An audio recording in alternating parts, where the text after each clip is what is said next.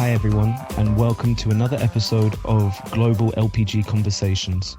My name is Oliver Binks, market reporter for Argus LPG, and today I'm joined with Sophia Haywood, head of advocacy and communication at Dimeta. Hello, Sophia. Great to have you with us, and thank you for joining. My pleasure. No, thanks for having me. Today we'll be talking about renewable liquid fuels, in particular, renewable dimethyl ether, or RDME, as well as Dimeta's goals in this space and policy developments. So, Sophia, first of all, do you mind telling us who Dimeta is? So Dimeta is a joint venture between SHV Energy and UGI International. We were brought together as a joint venture in February 2022. And we have two prongs to our activity. So firstly, we're very, very interested in the production of renewable and recycled carbon DME. So we have a number of different projects all focused on bringing production of DME to the market. And then secondly, we're also very focused on the downstream, bringing the molecule to the market on the downstream side of things. So that is working both at an advocacy level and also on standards and regulation when it comes to bringing DME to the marketplace. Thank you very much, Sophia. So let's kickstart it with simply, what is RDME and how is it produced? It's a simple question, but an absolutely critical question. So I think it's a great one to start with. I mean, renewable and recycled carbon DME is a single molecule that could be made from a wide range of renewable feedstocks, such as waste, biomass. It could be made from power to X processes, which can help provide a pathway to net zero for off-grid communities and for the LPG industry. It is chemically similar to LPG. It's not identical to LPG like biopropane is, but it's very, very similar. And what that means, it can be used in a blended form with LPG, or it could be used on its own as a 100% solution. And DME actually has been used for decades in the industrial and chemical sector.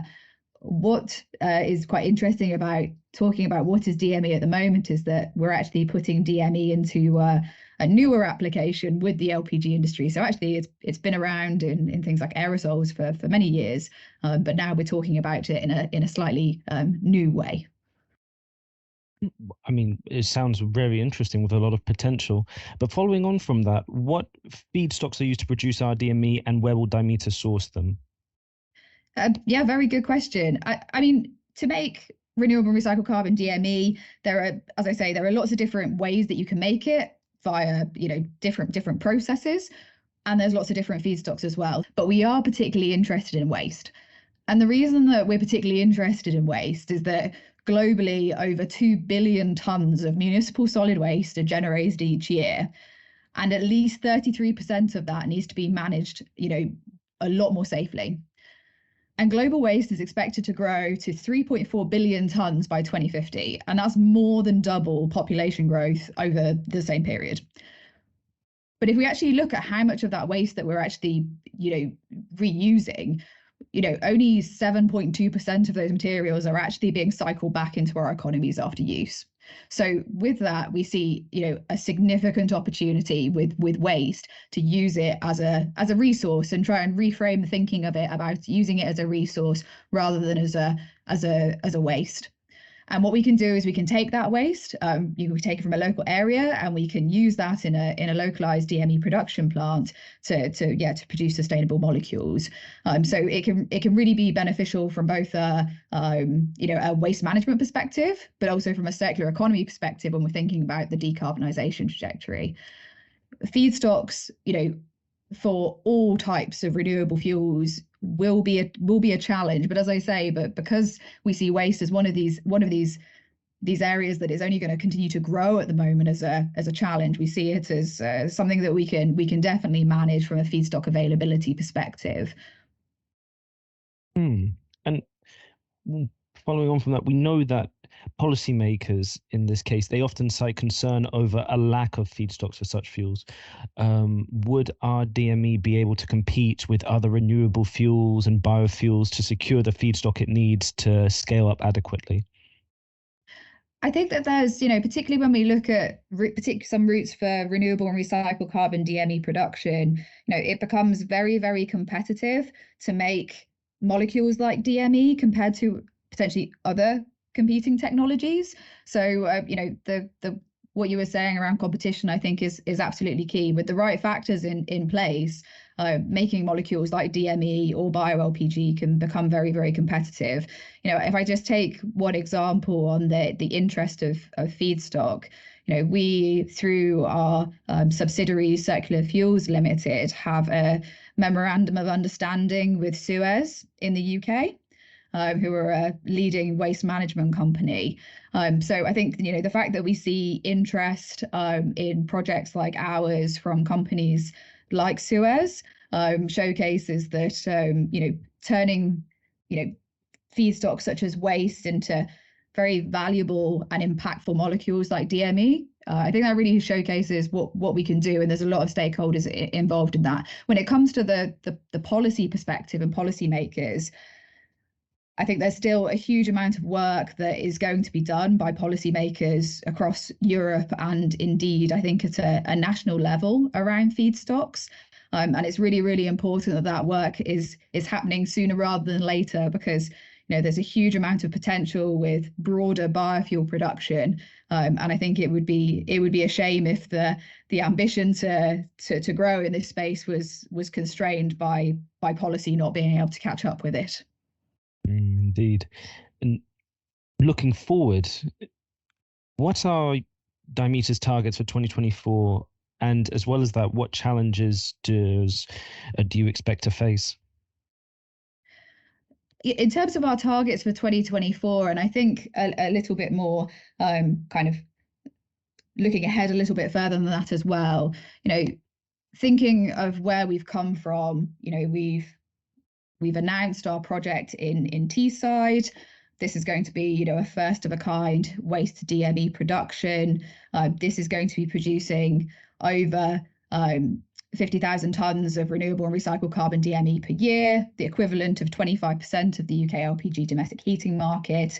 We've also announced our work with Enerchem, where we're exploring 2 projects, both looking at making 165,000 tonnes of renewable and recycled carbon DME in Northwest Europe and Gulf Coast of the States. And then lastly, our other major development that we updated at the LPG Week in Rome back in November last year, which was our developments with NextChem and Myri Chemical, where we announced that we are going into the pre-feasibility stage for looking at DME production from waste in multiple sites in Europe. This is building upon our announcements that we had made earlier in the year, where we can make DME from innovative Myri Chemical technologies that convert municipal solid waste into methanol and then into DME. So I think that those 3 projects are absolutely critical to us and are at the forefront of everything that we're doing at the moment. But the other thing that I would say in terms of priority for us is that value chain piece. So we have a MOU with a leading gas appliance manufacturer called Renewable. We're working with them on the downstream application of the fuel. So this is looking at the opportunities for blending within appliances, but also, the opportunity for the development of 100% appliances. We saw in the UK last year, they were able to demonstrate, a prototype DME appliance at a show called the Installer Show in the UK, which is geared up for heating engineers that fit LPG appliances, across the UK and indeed, obviously elsewhere, on a daily basis. So I think building upon both the upstream from a production aspect, but also the downstream work is absolutely forefront of what we're doing at the moment. And in terms of challenges, I think it comes back to what I was saying around policy, is that there's clearly a huge amount of appetite and push for renewable solutions across all parts of our economy and all types of technologies. But one of the challenge that, I think that we see across a number of key markets at the moment is that delay in policy getting to getting up to date, and also, being developed in a way that is technology agnostic. I think that's going to be a continuing challenge. I don't think that's just for us. I think that's for the whole sector, as we look to get to where we need to be in not just 2050, but also 2025, 2030, etc. And with these plans in place, as well as the challenges you're facing, in your opinion, is Dimeta on track to reach its goal to produce the 300,000 tons per year that it's has been publicized by 2027? Well, if we just take our two projects with Enerchem, for example, that those two projects alone exceed that target.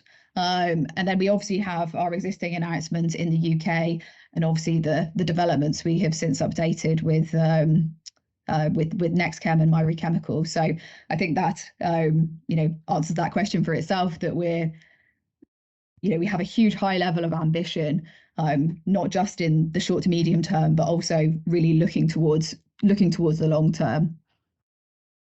And in your opinion, do you see growing legislative support for the use of renewable liquid fuels in non-transport applications?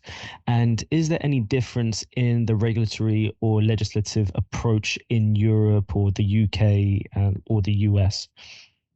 There definitely is more of a focus on non-transport applications that we see developing in a public policy space now across a number of markets. Historically, there has been a focus on transport for a number of reasons, but mainly because it's been quite mandate and incentive led in the transport sector. But now we see policymakers recognizing that it can't just be the transport sector that they're targeting. They need to tackle things like heat, and heat is complicated and heat is difficult as we look at how we decarbonize that, not just from our perspective in rural off-grid areas, but also more broadly, whether that's home heating, commercial heating and hot water, industrial process heat. The list goes on, and it is a really, really complex area. So I think that to date, generally a lot of the focus has been in that transport application, with a good degree of success that we can see. We can see, for example, advanced biofuels starting to make really significant headways as a result of those, transport orientated goals. But what we really need to do now to really go further is to start seeing not just kind of the legislative support in non-transport applications such as heating, but also things like incentives and things like obligations, for example, that can help drive and create a market in those market segments. We see, for example, in the UK, there was something called the biomass strategy, which outlined the role that renewable liquid gases can play. But also it went on to, allude to the fact that there could be obligation schemes, for example, being put in place in the UK, and those provisions were made available. I think we will begin to see similar conversations like that start to happen, if not already, and they are certainly happening already in other European countries, but other markets as well. I think it's just a matter of timing and different timing. Thinking about maybe less market policy and more about, kind of, I would say, a more strategic approach. The Inflation Reduction Act in the US is an absolute prime example of, something sending really, really strong market signals. And then what we actually see as the follow-up in Europe and the UK is, cannot necessarily meet that level of ambition, proportionate to its market size.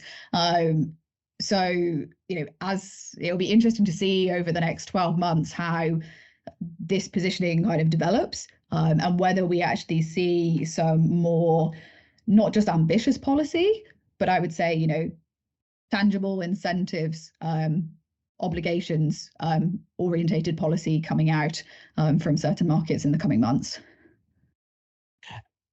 After this, though, from what you see, which markets have the highest potential demand for renewable liquid fuels like bio-LPG and RDME? I think it depends. And, for us as Dimeta, we will offtake the DME that we produce, and we will sell that direct to gas suppliers. So we per se don't have we're not going to be dealing with the end markets where this will be going. That's totally up to the off takers as to where they would decide to put that product. But if I think about it a little bit more in the round, I think depending on the country, there are different market segments that potentially have supports in place or more ambitious targets in place. If we take the UK as one example, they've just delayed some of their original deadlines they were going to have for phasing out fossil LPG boilers. So, but at the same time, there's increasing pressure on the kind of commercial, non-domestic side of things. So, I think it really does depend on the country and the particular set of circumstances that we have there. It could also be that we see businesses and industries, even if the policy isn't there, we might see more, non-domestic sector companies, seeing the demand for this kind of fuel because they want to be able to sell then green services or products to their customers. We could probably see that growing as a likelihood, even if policy isn't quite there yet, because, as we're all aware, climate change is fully on the agenda and broadly, businesses are responding to that. So, I think that could be led by policy, it could be led by the market, but also be led by other factors such as that. And lastly, I want to ask, you mentioned previously that RDME can be used as a blend stock for different fuels. Do you envisage RDME being a blend stock for LPG and bio-LPG, or more so in the future as a standalone fuel? Yeah, so I think that renewable and recycled carbon DME, both as a blend, but also as a standalone fuel, both have a really critical role to play. I think that the blend is really important because, we often speak about drop-in solutions. So whether that's LPG and DME as a blend to be able to, reduce the carbon intensity of the product, whether that's DME blended in with bio-LPG to create a fully renewable product, or also, as I said, 100% DME being a solution on its own. And that might make sense for where there are users using, oil or even solid fuels, that being able to offer them in the future an opportunity to transition to 100% DME, such as large commercial players or industrial players, then, that's a really significant market opportunity for the LPG sector. And may I ask again, what blending ratio will be allowed? So as per the WLPGA paper that has been submitted to the UN and also for ADR, that is up to 12%. Well, wonderful. In that case, we have to stop it here for today, but thank you so much, Sophia. It's been really interesting, and I look forward to following the market's development. Brilliant. No, thank you so much for having me. I've really enjoyed it. Great. Well, thank you for listening to this podcast, and stay tuned for the next episode of Argus Global LPG Conversations.